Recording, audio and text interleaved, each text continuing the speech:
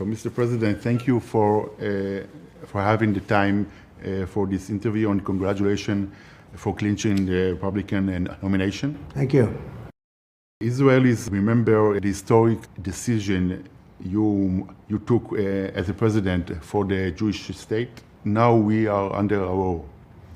And our first question is whether you support Israel's goal to completely destroy Hamas. Okay, so let me just explain why it's so sad. If I were president, you would have never been attacked because Iran was broke. They had no money. China couldn't buy oil from them because otherwise China wouldn't be able to deal with the United States. I said to China, I said to many nations, 47 nations, I spoke to many of them personally, if you buy oil from Iran, you will not do any business in the United States, and we're going to tariff your products. Every single one of them agreed. I didn't lose one, not one. And Iran did almost no oil business. You know that. Nobody would buy oil because of me. They were broke. They had no money for Hamas. They had no money for Hezbollah. They had no money for anybody. And now they're sitting with $221 billion in cash, and they control Iraq, which has $300 billion in cash. It's like a subsidiary. Whether you like it or not, it's like a subsidiary because stupidly the United States went in and blew everything up. You know, you had two countries that were sort of equal in power, and one of them got blown up by the United States, and now Iran has a big advantage in the Middle East over a lot of other countries. When I saw October 7th, it was one of the saddest things I've ever seen because there was no reason for it. They would have never, ever done that for two reasons. Number one, they were broke, and number two, I was the president. They would have never done that because they knew there would have been very big consequences. All right. That being said, you have to finish up your war. You have to finish it up. You got to get it done. And I'm sure you'll do that. And we got to get to peace. You can't have this going on. And I will say Israel has to be very careful because you're losing a lot of the world. You're losing a lot of support. But you have to finish up. You have to get the job done. And you have to get on to peace. You have to get on to a normal life for Israel and for everybody else.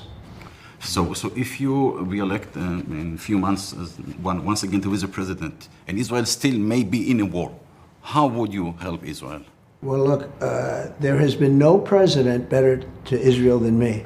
Iran wanted to make a deal, and with the deal, 90% of the deal that I want to make is no nuclear weapon. That's 90%, almost 100%. It might be 100%. That's all I want, no nuclear weapon for Iran. And it's so sad when I see what's happening in Israel and Ukraine and other places, many other places. Inflation, you take a look at inflation, we wouldn't have had inflation that was caused by his stupid energy policies. And it's too bad. He's the worst president in the history of our country. I'm a very loyal person. I've been loyal to Israel. I've been the best president in history by a factor of 10 to Israel because of all the things I do. The embassy, Jerusalem being the capital, the best location for the embassy, and getting the embassy built. But then you have Abraham Accords, and then you have Golan Heights. Nobody even thought that was going to be possible. I did that, and I did it because of a lot of reasons. Israel has to do what they have to do, but we have to get to peace because the world is turning, and it's not a good thing for Israel. What's happening is not a good thing. I want to share with you a question that in our minds, every leader in the world should reply. How would you react if, God forbid, it was your children or grandchildren who were kidnapped by Hamas or suffering the horrors that so many Israelis were going through on October 7? On October 7, I would say I would act very much the same way as you did. You'd have to be crazy not to. Only a fool would not do that. That was a horrible attack. But it was an attack that I blame on Biden because they have no respect for him. He can't put two sentences together. He can't talk. He's a very dumb person. He's a dumb person. We see, changing now to economy issues, we see rise of inflation actually all over the world, especially in the last 2 years since the war in Ukraine and then now the war in Israel, including the Suez Canal, which is actually closed to international trade. How do you see the world coming out of this crisis? I mean, do not we need strong America to stop all this mess around the world? The problem with the world today is Trump isn't president of the United States. If Trump were president of the United States, there'd be no problem with China and Taiwan. There'd be no problem with Israel being attacked on October 7th, and Ukraine would have never happened. The attack on Ukraine would have never happened. That would have never happened with Putin. For two reasons. Number one, he wouldn't have done it if I were president. We used to talk about it. He would never have done it. And very importantly, oil prices were much lower. By the way, you have any plans to visit Israel in the coming future? No, I've loved it. I've been treated very good there. They say if I ran for office in Israel, I'd get 98% of the vote. I'm not Jewish, and yet Israel to me is very important. That's why I did Golan Heights. Golan Heights is worth trillions of dollars, trillions of dollars. I called in our ambassador, David Friedman. I said, give me a little bit of a lesson, a history lesson on Golan Heights, 5 minutes or less, if possible. And he did. He gave me a very good, quick history lesson, and I made a decision. I gave you something that nobody else would have given you. But the biggest thing I gave, look, I gave the capital of Israel and the whole thing with the embassy, which created the capital in a sense. Mentioning Ambassador Friedman, he just presented a new plan, I don't know if you saw it, suggesting that the United States will recognize Israel's sovereignty over the West Bank or Judea and Samaria, the way it's called. Would you support such a plan? Well, they want to show it to me. They want to discuss it. I'm going to take a look at it. Look, I've been doing a lot of things for Israel. That's what's good for Israel. But I also want peace. I want to see peace like everyone else. You want to see peace too. But they do want to show that to me, so they'll be doing that. Would you like to send any message to the people of Israel who are now in one of the most difficult times the country has experienced?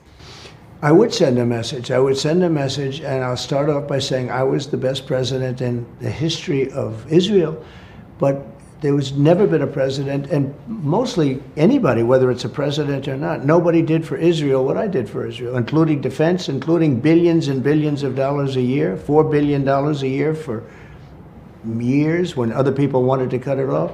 But I will say that Israel's in trouble right now. It's a very troubled place. An attack happened that should have never been allowed to happen, both from the Israeli standpoint and from the United States standpoint.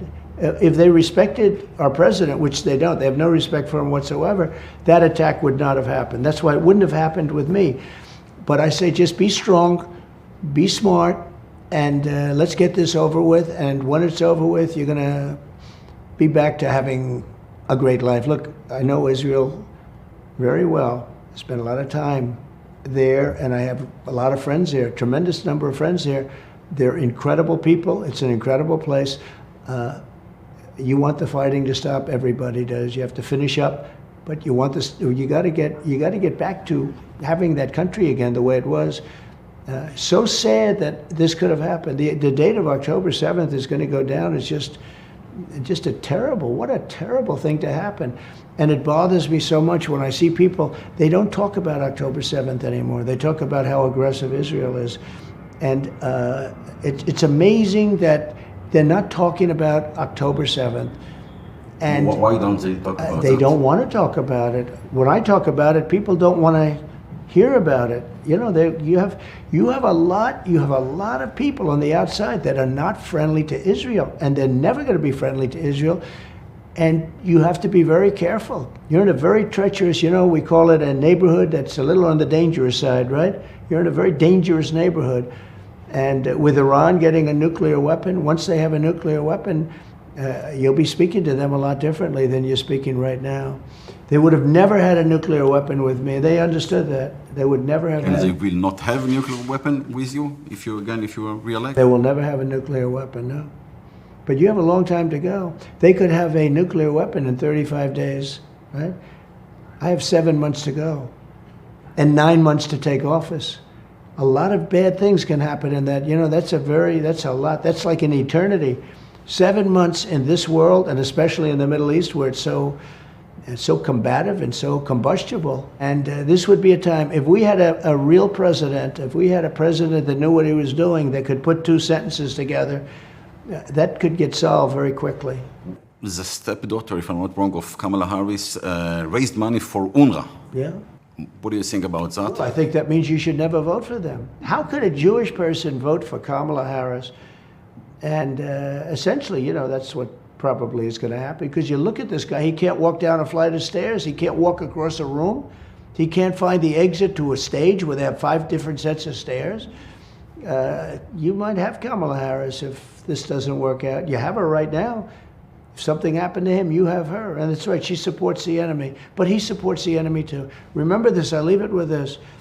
If Biden was for Israel, October 7th would have never happened. And it did happen. And probably the most tragic day in the history of Israel, one of the most tragic days in the history of any country. But this should never have happened. It shouldn't have happened from the Israeli standpoint. It shouldn't have happened from the United States. United States, if they respected our president, it would have never, ever happened. Thank you very Mr. much. President, thank you very much for this interview. Thank you both.